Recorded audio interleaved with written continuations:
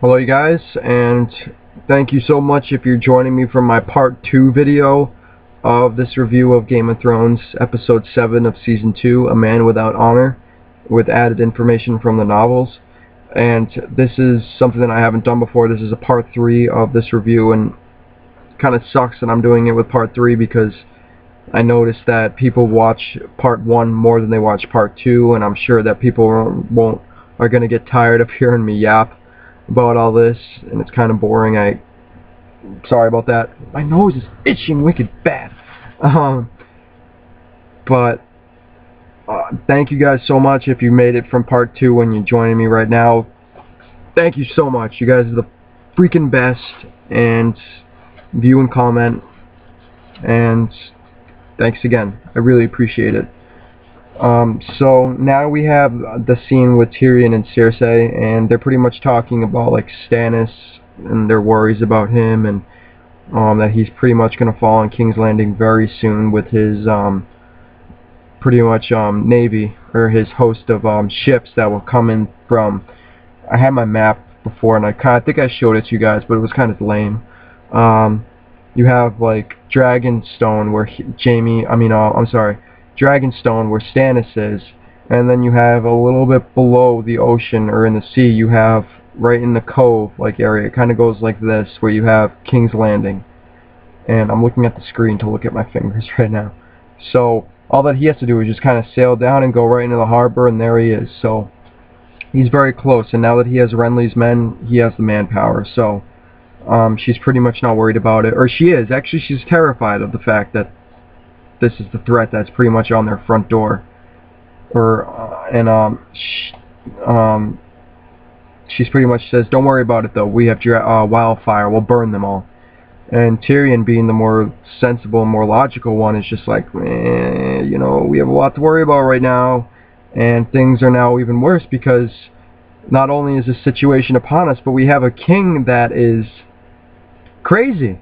And this is a nice scene right here where you have Cersei, the mother, who's pretty much, she is the one that brought Joffrey into this world. She's pretty much saying that, you know, in breeding, she's pretty much admitting it to Tyrion, even though Tyrion knew. She never really said anything about it. In this scene, I don't really think happens in the book. It might have, but she's pretty much terrified now that she's realizing that, you know what, the Targaryens, who also inbred with brother to sister or any other disgusting combination, that they pretty much had sons and daughters that were born and became crazy and insane. And she's realizing that this might be the case with Joffrey, and she is petrified now. And like she's saying that Joffrey's behavior might be their punishment for their sins that they committed. And I'm thinking to myself that she says that we have committed, and who is we? You're the one that committed the sins. Tyrion kind of just, I think, although I think he's supporting the wrong side from what I'm sensing from the TV show alone, that he is kind of on the wrong side. He's with his family. He's a Lannister, and he's trying to help the Lannisters out, which is the wrong side. But I can't really blame him because he's not really a sinner. He has a good heart and everything. So it's her sins that they're being punished for. So Cersei starts to break down and cry, and you have Tyrion that tries to comfort her, and it may have worked. And so now we have another scene with Robb's camp. King Robb's camp in disarray. Like, it's chaos kind of. Fights are breaking out between the Karstarks, who in the book is said to be related to the Starks, if you can kind of sense Karstarks and the Starks. They're related because some of the Starks from Winterfell, long time ago, went down to a certain keep that was called something, something. I'm sorry, I don't know this off the top of my head, but it's a region or a castle that was called something, and they lived there for so long that they didn't count themselves as Starks anymore, so they made their surname Karstark. So they're kind of related in some type of way. So Karstark's men are like fighting out between people who are very loyal to Robb Stark and they're fighting between Jaime's head. Those who are loyal to Robb Stark are saying it's treason to kill Jaime Lannister, the prisoner that our king commanded not to harm. And then you have the Karstarks that are just like trying to fucking get at Jaime Lannister to kill him. The Karstarks are trying to do that. I think, yeah. Karstarks are trying to kill him. Kill Jaime Lannister.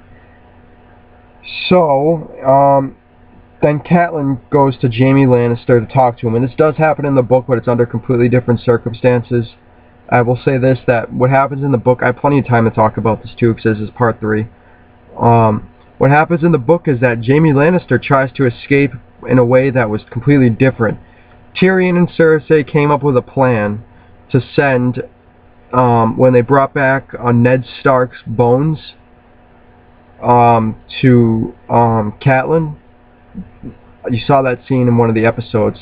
They brought along guards that were supposed to pretty much guard Ned Stark's body and bring him up with honor or something like that.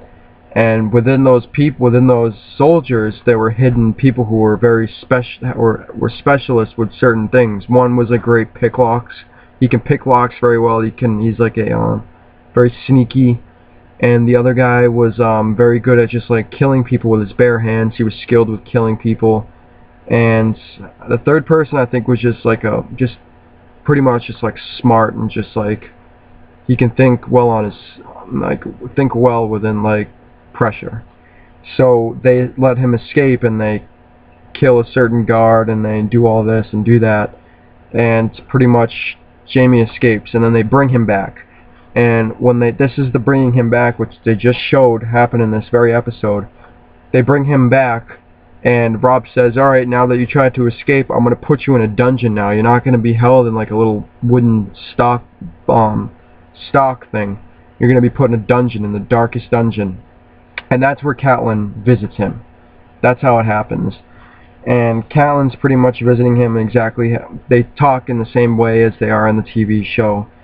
And it turns out that Jaime Lannister killed the guy that he strangled with his chains was the son of Rickard Karstark, the guy that wanted Jaime's head. And I understand why they did this in the show, because it cuts down on time and explanation, but in the book what happens is that Rickard Karstark's sons, 2 of them, are killed in the battle where Jaime was taken captive.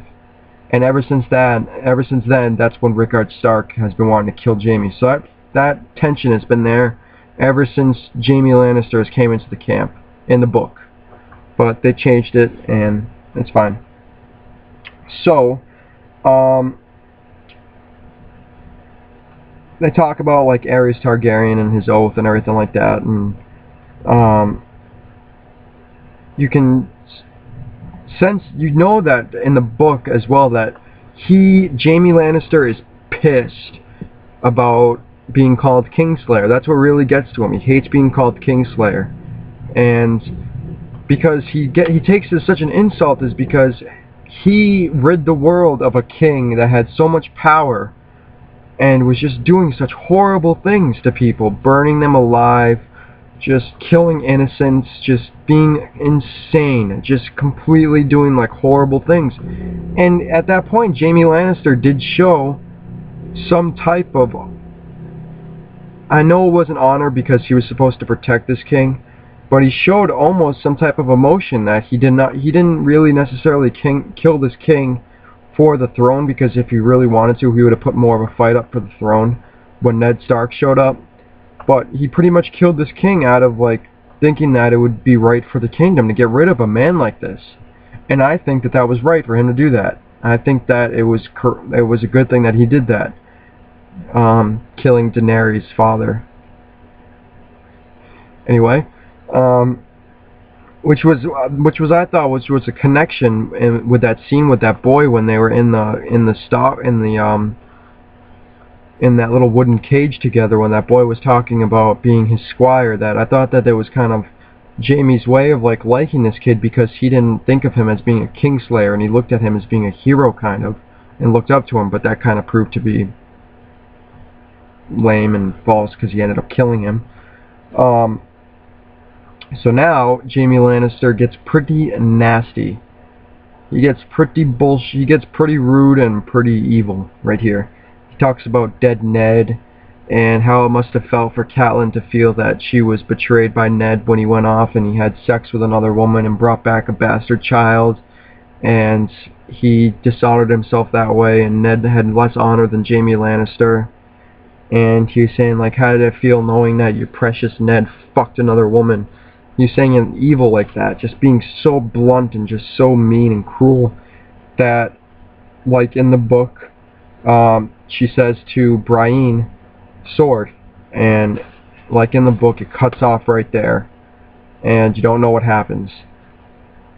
So now we have the last scene with Theon and what he's done, and you pretty much don't know at first. He's pretty much saying, like, this is what happens to those who don't follow me and don't support me. And then you just see two flayed bodies, small little bodies, and you see Maester Luwin being dragged out to witness this, and he's just it's a bad scene. It's pretty sad. You see him just be looking at the bodies in horror, knowing that they are Bran and Rickon's. And this does happen in the book. And in the book he actually cuts off their heads and puts them on spikes outside of the walls of Winterfell, which the people inside of Winterfell and outside can see the heads. And he leaves the flayed bodies somewhere else for people to see. And just shows that Theon is just evil to the bone. Evil to the bone. He's killing little boys, innocents, and in the book, that hunt scene in the book, it took them hours to look for a trace of where Bricken and all them went. Bricken, that was a combination of Bran and Rickon right there. Where when he was looking for Bran and Rickon, he spent almost a full day and a half looking for them. And he was getting pissed off and infuriated. Now you have Bran and Rickon being flayed and being held out for display, and he's just a completely disgusting person, and that's how it ends, and it's a very bad way to end. So I'm not really sure if I should go off on a rant about Daenerys. These are just, I want you guys to know that I don't like Daenerys because I know that she's a good person. She has a good heart, and I do like that. But I'm just scared of her because I'm afraid that her and her dragons are just going to go over to the Seven Kingdoms while everyone's been dying and just living horribly and trying to fight for what they believe in and get rid of this horrible King Joffrey and to get vengeance for their father that was murdered. I'm all about Stark, House Stark, so I'm worried that she's going to go over there and pose a huge threat to the Starks. And that terrifies me because she's pretty much sitting over across the sea at the moment when she's in Qarth in the TV show. She's sitting on luxurious cushions and being brought through the city in a palanquin or whatever it's called, which is like a cart that's a room pretty much, like her own little tiny room with cushions and people who are fanning her and stuff like that. She's living a life of luxury. And she's pretty much sitting aside just, like, while everyone's dying. And she just can wait. If she really wants to, she can just wait until her dragons get huge and then just go over to the fucking Seven Kingdoms and destroy everyone. So I'm really worried about that. And I don't want her to just gain a throne like that and kill all the Starks. And so that's what I'm worried about. And I just hate kind of her attitude about how she feels that she has the right to the throne. Yeah, she would have the right to the throne if one of her family members or one of her relatives was on the throne right now, but they're not. Once you get overthrown by the people of the kingdom, then you're no longer the king. Whoever takes your place is the king, and their heirs are the heirs to the throne. Bottom line, that's how it works. Like, maybe you do have a claim if it was the past, and yeah, your family did once hold the throne. Maybe you can convince yourself of that, but in reality, you don't. So this is the end of the episode for this week, and thank you guys so much for watching a part 3 of this review. I really appreciate it. Vote below, comment, anything you gotta do. Thanks a lot, you guys. I really appreciate it. You guys are the best. Thanks a lot.